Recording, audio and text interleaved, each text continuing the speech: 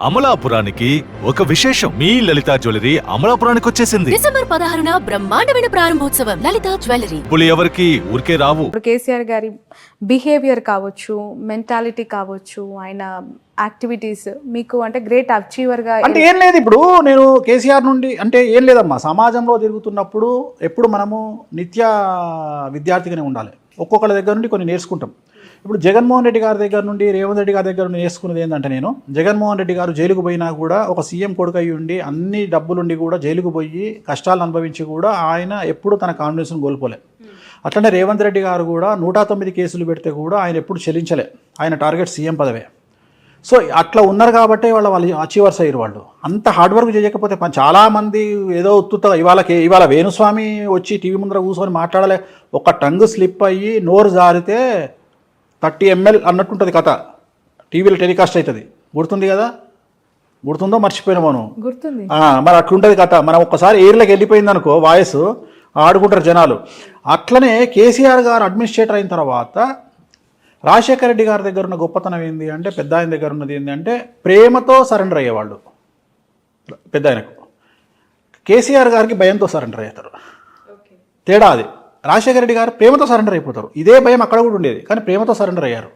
ఈయనకు భయంతో సరెండర్ అయ్యారు. మొత్తం మీద నువ్వు భయమో ప్రేమలో సరెండర్ కావడం ముఖ్యం. ఆధీనంలో ఉంచుకోవడం. నాకు అది నచ్చింది. ఆ కమాండ్ చేయడం అనేది గొప్ప విషయం. ఏకఛత్రాధిపత్యం ఇక అంతే. ఇక ఏకఛత్రాధిపత్యం. సరే, ఇప్పుడు రేపు వచ్చిండా రాలేదా, తర్వాత ఏమైతే దశాచిత్రం. అరే ఆడు దశ తిరిగిందిరా, నిజంగా దశ తిరిగింది. అయింది 2014 నుండి 24 వరకు ఈ కింగ్ అంటే కింగ్ లెక్కనే బతికిండు.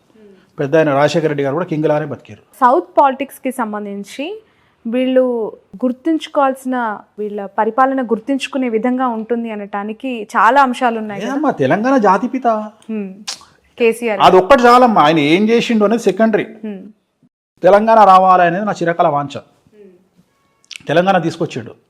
ఆయన సీఎంగా ఉన్నా లేకపోయినా ఆయన తెలంగాణ జాతిపిత, ఆయన అచీవర్ అంతే. నాకు తెలంగాణ ఇచ్చిన జాతిపిత అంతే. ఇంకా ఆయన పేరు అది చరిత్రలో నిలిచిపోతుంది. ఇక అది మామూలు కాదు కదా. ఆయన సీఎంలు ఇవన్నీ వేస్ట్ మాటలు. ఆయనకు ఉన్న బిరుదు ముందు, జాతిపిత అనే బిరుదు ముందు, తెలంగాణ జాతిపిత అనే బిరుదు ముందు ఇవన్నీ ఇంకా పక్కకు పోయినట్టే. సో ఈ బిగ్ అచీవర్. ఇంకా వేరే వాళ్ళతో కంపేర్ చేస్తే ముఖ్యమంత్రుల పాలన వేరు. ఇప్పుడు చంద్రబాబు నాయుడు 1994 నుండి 2004 వరకు 92లో ఫైనాన్స్ మినిస్టర్గా నేనే కూర్చోబెట్టిన, 94లో సీఎంగా నేనే కూర్చోబెట్టిన, 98, 99లో నేనే సీఎంగా కూర్చోబెట్టిన. ఇవాళ కూడా ఈనాడు పేపర్ తీస్తే ఫ్రంట్ పేజీలో నా బొమ్మ ఉంటుంది చంద్రబాబు నాయుడు గారితో. ఇప్పటికి కూడా మీరు చూడవచ్చు ఆ ఫోటో. సో అప్పుడు నేను నా కళ్ళతో చూసిన is a big achiever, big administrator. ఆయన వస్తుంటే ఐఏఎస్లో కూడా భయపడ్డటువంటి సిచ్యువేషన్ నేను చూసిన. అదే చంద్రబాబు నాయుడు గారిని 2014లో చూడలేకపోయినా, ఎందుకంటే తర్వాత ఆయనకున్న చరిష్మ పోయింది. కానీ ఆ 10 ఏళ్ళు ఆయన అడ్మినిస్ట్రేషన్ చేసింది, అదొక చరిత్ర. అట్లనే రాజశేఖర రెడ్డి గారు ఆ రాజసం ధోతిలో కూడా, ఆ రాజసం పంచకట్టులో కూడా ఆ రాజసం ఎవరు చేయలేరు. అట్లనే కేసీఆర్ గారు అడ్మినిస్ట్రేషన్ ఏంది అంటే భయపెట్టైనా సరే అట్లా నిలబెట్టారు. సో అది ఆయన స్పెషాలిటీ. సో వీళ్ళందరూ చరిత్రలో నిలిచిపోయే మనుషులు. Okay, right. 2 రాష్ట్రాల్లో జనసేన పార్టీ యొక్క ప్రభావం, జనసేన పార్టీ స్థాపించిన అధినేత యొక్క ఇంపాక్ట్, పవన్ కళ్యాణ్ గారు ఇక్కడ పాలిటిక్స్లో 6 స్థానాల్లో వాళ్ళ అభ్యర్థులను పెట్టి 8 స్థానాల్లో పెట్టారు. 6 స్థానాలు ఐ థింక్ ఆయన ప్రచారం చేసినట్లున్నారు ఇక్కడ. సో ఎలాంటి ఇంపాక్ట్ 8 స్థానాల్లో ఏమైంది? డిపాజిట్ కూడా రాలేదు. నేను ఎప్పుడో చెప్పిన పరిస్థితులు బాగాలేవు అని చెప్పిన. ఎవరికి? పవన్ కళ్యాణ్ గారికి. ఓకే, ఏంటి తన జాతకం? ఎలక్షన్ నడుస్తుంది. ఓకే, 2025 వరకు ఎలక్షన్ నడుస్తుంది. ఇవాళ ఆంధ్రప్రదేశ్లో ఆయన ఇండిపెండెంట్ కొట్లాడుంటే ఇవాళ మెయిన్ అపోజిషన్ అవుతాడు. రేపు పొద్దున 24లో జగన్ గారికి వ్యతిరేకంగా ఫైట్ చేస్తే ఆయనకి 20 నుండి 25 సీట్లు వచ్చి ఆయన అపోజిషన్ ప్లేస్లో కూర్చుంటుండే. ఓకే. సో మనం చెప్తే నేను అదే చెప్తున్నా, మన మాట వినాలే అనే రూల్ ఎక్కడుంది? ఎవరిష్టం వాళ్ళది. ఓకే. సో పవన్ కళ్యాణ్ గారికి వస్తూ ఉన్న ఫాలోవర్స్ని చూసి ఎంత ఇంపాక్ట్ ఉంటుందో అని భయపడిపోతుంటారు చాలా సందర్భాల్లో. నేను కూడా తెలంగాణలో నాగర్ కర్నూలు సభను చూసా, కూకట్పల్లిలో ర్యాలీని చూసా. ఆ క్రౌడ్ అంతా చూసి ఖచ్చితంగా కూకట్పల్లిలో అయితే నేను ఖచ్చితంగా జనసేన అభ్యర్థి గెలుస్తారని అనుకున్నాను. ఎందుకు అంటే అంత వేవ్ కనిపించినట్టు అనిపించింది నాకు. బట్ గ్రౌండ్లో అలాంటి పరిస్థితి ఏమీ లేదు. అభిమానం వేరు, ఓటేయడం వేరు. ఎందుకు అది ఎక్కడైనా అంతే, ఇక్కడనే కాదు. ఓటుకి ఎందుకు కన్వర్ట్ అవ్వట్లేదు పవన్ కళ్యాణ్ గారు? ఆ మాటకు వస్తే మన భారతదేశ ప్రధాని ఎవరు ఉండాలి? రాహుల్ గాంధీ గారు కాదు, రజనీకాంత్ కానీ అమితాబ్ బచ్చన్ కానీ ఉండాలి. మీరు ఇటు కంపారిజన్ ఓకే. వాళ్ళిద్దరే ఉండాలి. అప్పుడు భారతదేశానికే కాదు, ప్రతి స్టేట్ సీఎం ఒక సినిమా యాక్టర్ అయి ఉండాలి. అంతే కదా. హయ్యెస్ట్ జనాలు ఎవరికి వస్తారు? తలైవకి వస్తారు. రజనీకాంత్ వచ్చిండు అనుకో, జనాలందరూ వచ్చి నిలబడతారు రోడ్డు మీద. మరి ఆయన ప్రధానమంత్రి కావాలి, అమితాబ్ బచ్చన్ రాష్ట్రపతి కావాలి. అట్లనే మిగిలిన స్టేట్ సీఎంలందరూ ఆయా స్టేట్ హీరోలు కావాలి. ఎందుకైతే లేరు? ఎన్టీ రామారావు తర్వాత ఎందుకు అంత అవుతుంది? ఇవాళ తెలుగుదేశం పార్టీ అధినేతను తీసుకుపోయి జైల్లో పెట్టినా కానీ మాట్లాడకుండా జూనియర్ ఎన్టీఆర్ ఎందుకు మాట్లాడతలేడు? అంటే నిజాలు తెలుసు కాబట్టి, గ్రౌండ్ లెవెల్లో పరిస్థితులు అనుకూలంగా లేవు కాబట్టి. రైట్. బాదాంకాయలు పల్లికాయలు అమ్ముకునేటోడు కూడా వన్ డేలో సెలబ్రిటీ అవుతాడు. అంత మాత్రం మనకు ఓట్లు వేస్తామనుకుంటే తప్పు. Okay right. బర్రెలు కాల్చుకునే అక్క వీడియో పెడితే సపోర్ట్ కొడతాం, కానీ ఓట్లు వేయం, ఓన్లీ సపోర్ట్ కొడతాం. ఓకే. అంతే.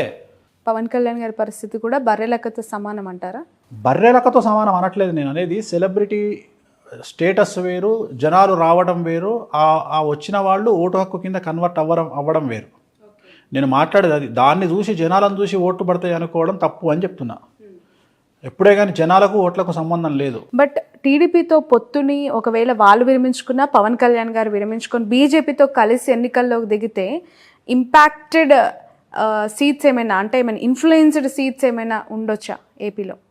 ఇప్పుడు ఇండివిజువల్గా పవన్ కళ్యాణ్ రేపు పొద్దున కూడా టెక్నికల్గా మాట్లాడితే పవన్ కళ్యాణ్ గారు పోటీ చేస్తే టీడీపీ ఓటు పవన్ కళ్యాణ్ గారికి కన్వర్ట్ అవుతుందా? నా simple question. Janasena vote TDP convert అవుతుంది, కానీ టీడీపీ ఓటు కన్వర్ట్ అవుతుందా? నా ప్రశ్న. ఇది పెద్ద ప్రశ్న. ఇది దీనికి ఆన్సర్ చేస్తే జవాబు వస్తుంది. నేను అడిగే ప్రశ్నకు ఆన్సర్ చేయి. టీడీపీ ఓటు జనసేన కన్వర్ట్ అయ్యే అవకాశం ఉండదు. పొత్తు పెట్టుకున్నప్పుడు ఖచ్చితంగా పొత్తు పెట్టుకున్నా ఇయ్యరు. ఓకే. ఇయ్యరు. తెలంగాణలో 8 చోట్ల జనసేన పోటీ చేసింది. ఎవరితో కలిసి పోటీ చేసింది? బీజేపీతో కలిసి పోటీ చేసింది. సంస్థాగతంగా ప్రతి కాన్స్టిట్యున్సీలా సరే పోనీ వద్దు అనుకుందాం, అట్లీస్ట్ ఒక 8 కాన్స్టిట్యున్సీలలో ఒక 4 కాన్స్టిట్యున్సీలలోనన్నా 15,000 ఓట్లు పడాలి కదా. అట్లీస్ట్ 16,000 ఓట్లు పడితే డిపాజిట్ దక్కుతుంది. అంటే బీజేపీకి ఓట్లు 15,000 ఓట్లు కూడా లేవా కాన్స్టిట్యున్సీలో? ఆ 15,000 ఓట్లు ఎందుకు కన్వర్ట్ కాలే జనసేనకు? ఇదే ప్రశ్న ఆంధ్రాలో ప్రత్యక్షమవుతుంది, ఉత్పన్నమవుతుంది. నేను అడిగే ప్రశ్నే ఇది.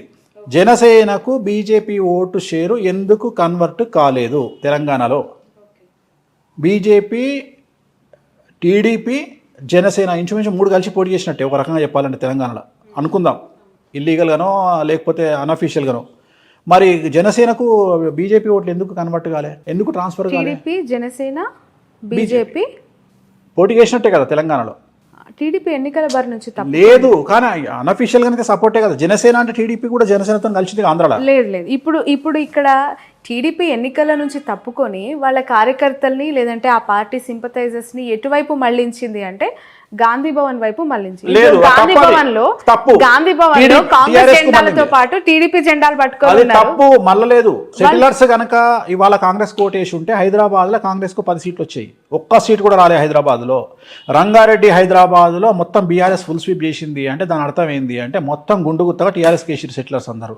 ఎవ్వరు కూడా చంద్రబాబు నాయుడు ఇష్యూస్ బేస్ చేసుకొని ఏ ఒక్కడు కూడా కాంగ్రెస్ పార్టీకి వెయ్యలేదు అనేది తేటతెల్లమైతుంది. సో టీడీపీ సింపథైజర్స్ కావచ్చు, టీడీపీ నాయకులు కావచ్చు, చంద్రబాబు మనుషులు ఎవ్వరు రేవంత్ కు సపోర్ట్ చేయలే. చేసుంటే ఇవాళ సిటీ మొత్తం కనీసం 10 సీట్లు కొట్టేది. ఓకే. అప్పుడు ఇంకా కాంగ్రెస్ కి ఇంకా ఎక్కువ సీట్లు. నేను అదే చెప్తున్నా, 10 సీట్లు కొట్టేది హైదరాబాద్ లో. కొట్టలేదు అంటే ఫుల్ అసలు కన్వర్టే కాలే. మొత్తం యాజ్ ఇట్ ఈజ్ గా ఓట్లన్నీ గుండుగుతగా టీఆర్ఎస్కి వెళ్ళినాయి. సో ఇది జరగలేదు. అంటే జనాలు చంద్రబాబు నాయుడు ఇష్యూని వేరే రకంగా చూసారు, తెలంగాణ ఇష్యూని వేరే రకంగా చూసారు. రెండోది, సెటిలర్స్ అనే పదం ఇక మీదట వాడొద్దు. వాళ్ళు కూడా తెలంగాణలో భాగస్వాములే. ఎందుకంటే వాళ్ళు తెలంగాణ పీపుల్ లాగానే బతుకుతున్నారు. వలస వచ్చిన వాళ్ళు కానీ ఎక్కడ కూడా సెటిలర్స్ లాగా లేరు. అందువల్ల వాళ్ళు ఓన్ చేసుకొని ఓట్లేసారు తెలంగాణ. బట్ కేటీఆర్ గారు చేసిన కొన్ని చంద్రబాబు నాయుడు గారి అరెస్ట్ విషయంలో కమెంట్స్ అనేవి నెగిటివ్ ఇంపాక్ట్ చూపించాయి పార్టీకి అనేది చాలా. ఒకవేళ ఎలక్షన్ రోజుకు ఆయన లోపల ఉంటే జరిగేదేమో, అప్పటికే ఆయన వదిలేసారు. అందువల్ల ఆ ఇంపాక్ట్ పడలేదని చెప్తున్నా. ఆయన లోపల ఉంటే ఫీలింగ్ మారేమో, కానీ ఆయన బయట ఉన్నట్టే కదా.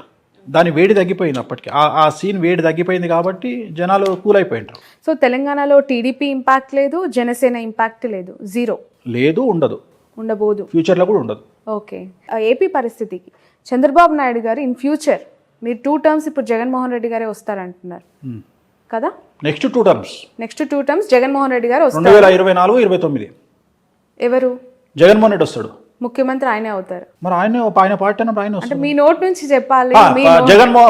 జగన్మోహన్ రెడ్డి గారు 2024లో మరియు 2029లో ఆయనే ఆంధ్రప్రదేశ్ రాష్ట్రానికి ముఖ్యమంత్రిగా ఉండబోతా ఉన్నారు. డామ్ షూర్ గా. ఇది రికార్డ్ అవుతుంది కదా బాబు, రికార్డ్ చేస్తున్నా.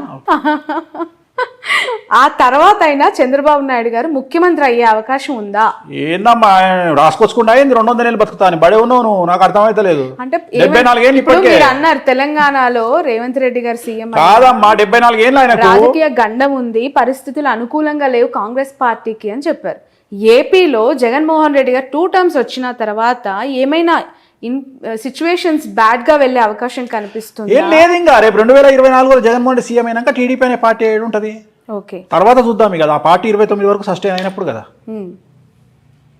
ఆ పార్టీ అప్పటి వరకు సస్టైన్. ఇప్పుడు నేను ఇంతకుముందు చెప్పిన 2017లో ఒక ఇంటర్వ్యూలో చెప్పిన ఏమని అంటే, రాజశేఖర్ రెడ్డి లాగా మారిన జగన్మోహన్ రెడ్డి గారిని చూస్తారు మీరు అని చెప్పిన. అన్నట్టుగానే ఆయన మారిండు. మారిన తర్వాత ఆయనకు జనాల్లో లీడర్లు నమ్మకం వచ్చింది. అట్లనే ఇంకో మాట చెప్తున్నా ఇప్పుడు నీ తరపున, కేసీఆర్గా మారబోతున్న జగన్మోహన్ రెడ్డిని చూస్తారు 24లో. అర్థమైందా డైలాగ్?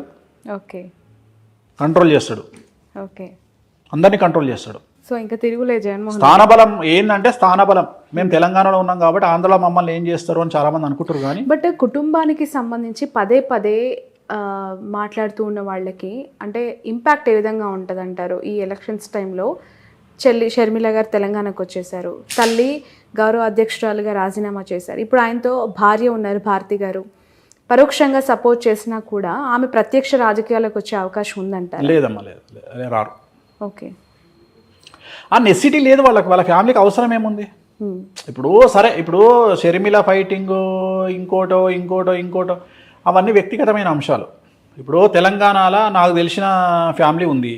అన్న టీఆర్ఎస్లో ఉన్నాడు, తమ్ముడు బీజేపీలో ఉన్నాడు, వాళ్ళ పెద్దన్న కాంగ్రెస్లో ఉన్నాడు. వాళ్ళు అనామకులు కాబట్టి వాళ్ళ గురించి మాట్లాడుకోము. ఇది సీఎం ఫ్యామిలీ కాబట్టి మాట్లాడుకుంటున్నాం. అట్లా ఎన్ని ఫ్యామిలీలు లేవు తెలంగాణలో? నాకు తెలిసిన వాళ్ళు మస్తు మంది ఉన్నారు. ఓకే, సో అది కామన్ కదా, దాన్ని పెద్ద విశ్లేషించి మాట్లాడుకోవాల్సినటువంటి అవసరం లేదు. వాళ్ళ జాతకరీత్యా ఉంటుంది. షర్మిల జాతకము, షర్మిల ఆంధ్రప్రదేశ్లో ఎంపీ కావాలి అంటే జగన్మోహన్ రెడ్డి చెప్పినట్టు ఉంటుంది. అన్న నాకు ఎంపీ అంటది, రాజ్యసభ ఇస్తాడు, ఎంపీ ఇస్తాడు, పోతుంది. ఆమె జాతకంలో రాజయోగం అనుభవించే పరిస్థితి లేదు కాబట్టి వ్యతిరేకమైన నిర్ణయాలు తీసుకుంటుంది. So actually nothing but decision. ఆమె తీసుకునే నిర్ణయాలు ఆమె జీవితము. ఆమె పార్టీ పెట్టినా, తెలంగాణలో కాంగ్రెస్ పార్టీకి పోయినా, లేకపోతే ఇంకో మాట మాట్లాడినా, ఇవన్నీ కూడా రాజకీయ జాతకపరమైన అంశాలే కదా. సో ఆమె తీసుకునే నిర్ణయాలు, ఆమె మాట్లాడే మాటలు ఆమె జీవితాన్ని డిసైడ్ చేస్తాయి. ఎలా ఉండబోతుంది అంటారు షర్మిల యొక్క పెద్ద గొప్పగా ఉండదు. ఓకే, షర్మిల గారు జగన్ దగ్గరికి పోతే హ్యాపీగా ఉంటుంది ఆమె జీవితం. ఆయన లేకుండా ఆమెను ఊహించుకోలేం. వెళ్ళే అవకాశం ఉందంటారు? ఎందుకంటే నీకు బాగా క్లోజ్ అమ్మా, నాకు తెలుసమ్మా. నీకు అమితమైనటువంటి ప్రేమ, నీకు చాలా క్లోజ్ షర్మిల. ప్రొఫెషన్ వేరు, వ్యక్తిగత మామూలుగానే అంటున్నా తల్లి, చెప్పట్లేదు. చాలా మందికి ఏంటంటే, ఇప్పుడు నేను మీకు డీకే శివకుమార్ అత్యంత సన్నిహితుడు అంట, కానీ ఆ సన్నిహితం ఎంతవరకు ఉండాలో అంతవరకే. షర్మిలమ్మ గారు పార్టీ పెట్టినప్పటి నుంచి టిల్ టుడే ప్రతి ఒక్క పొలిటికల్ యాక్టివిటీ పైన నా కవరేజ్ ఉంది. అండ్ ఒక మహిళ, ఇప్పుడు కల్వకుంట్ల కవిత గారు అవ్వచ్చు, ఇటు మన షర్మిల గారు అవ్వచ్చు. ఇప్పుడు షర్మిల గారి గురించి మనం ఇప్పుడు కాదు, పార్టీ పెట్టిన రోజు నుండి మాట్లాడుకుంటున్నాం. నేను ఎప్పుడైనా పాజిటివ్ గా మాట్లాడినా? ఓ మొత్తం ఇరగదీస్తుంది అని చెప్పినా, 1% ఇంపాక్ట్ కూడా ఉండదని చెప్పిన. నిజమైంది కదా. నేనేం మాటలు మార్చట్లేదు కదా. మీరు ఆ రోజు కూడా నువ్వు ఆమె దగ్గర ఇంటర్వ్యూ తీసుకొని వచ్చిన మరుక్షణం నేను చెప్పిన ఏముండదు తల్లి, అంత నార్మలే ఉంటుంది పరిస్థితి అని చెప్పిన. అంతే తప్ప నేనేం గొప్పగా మాట్లాడాను. అంతలాగా ఒక పాదయాత్ర, నిజంగానే చెప్పాలి, ఒక మహిళగా ఆమె చేసిన పాదయాత్రని నేను కల్లారా చూసిన వ్యక్తిగా కష్టం వేరు, చాలా బాధపడ్డాను ఆ రోజు. ఎందుకు అంటే పక్క రాష్ట్రంలో అన్న సీఎం గా ఉన్నారు, ఇక్కడ ఒక మహిళ ఒంటరిగా ఎందుకు ఈ పరిస్థితి వచ్చింది? మోరోవర్ అన్న గెలుపులో ఆమె పాత్ర ఉంది, ఆమె భాగస్వామి ఉన్నప్పుడు ఇక్కడ ఎందుకు పెట్టింది అనేది నాకు పదే రేజ్ అయిన క్వశ్చన్. దానికి ఇప్పటివరకు నాకు ఆన్సర్. జాతకపరమైన విశ్లేషణ అంతే, వాళ్ళ వ్యక్తిగతమైన నిర్ణయాలు. Actually nothing but decision. అదే చెప్తున్నా కదా. ఆ నిర్ణయం ఎందుకు తీసుకున్నారు అంటే దానికి మనం ఏం చెప్తాం? ఇప్పుడు మన వేరే అనేవి ఉన్నాయంటారా? ఖచ్చితంగా నాకు కుటుంబం పట్ల అవగాహన లేదు, వ్యక్తిగతమైనటువంటి అంశాల జోలికి నేను వెళ్ళను. నేను జాతకపరంగా మాట్లాడతా. నేనేమంటా, ఇదే షర్మిల గారు నా దగ్గరకు వచ్చి, అనిల్ గారు నా దగ్గరకు వచ్చి, ఏమండి ఒక మాట మాకు ఒక ఐడియా అడ్వైజ్ ఇవ్వండి అంటే, ఎంబడే మీ దుకాణం బంద్ చేసి జగన్ గారిని కలవండి అని చెప్తా. ఎందుకు అక్కడ పోయి కూర్చుంటే మీకు ఆల్రెడీ ఏదో పదవి ఇస్తాడు, హ్యాపీగా ఎంజాయ్ చేస్తారు లైఫ్, ఒక సీఎం చెల్లెగా లైఫ్ ముందుకెళ్తుంది. ఇంత కష్టాలు మీరు పడాల్సిన అవసరమే లేదని చెప్తాను నేను. కానీ వాళ్ళు మనం అడగరు, మనం చెప్పాము, అయిపోయింది. సో ఇట్లనే astrology is nothing but decision. వారసులకి సంబంధించిన ప్రశ్న ఇది. కేసీఆర్ గారు ముఖ్యమంత్రిగా 2 టర్మ్స్ చేసిన తర్వాత ఇప్పుడు గెలిచి ముఖ్యమంత్రి పదవికి రాజీనామా చేశారు. కానీ కొడుకును ముఖ్యమంత్రి స్థాయిలో సొసైటీలో ప్రొజెక్ట్ చేశారు. నెక్స్ట్ 5 yearsలో కేటీఆర్ గారు ఆ స్థాయిలో ఎమర్జ్ అవుతారు పీపుల్లో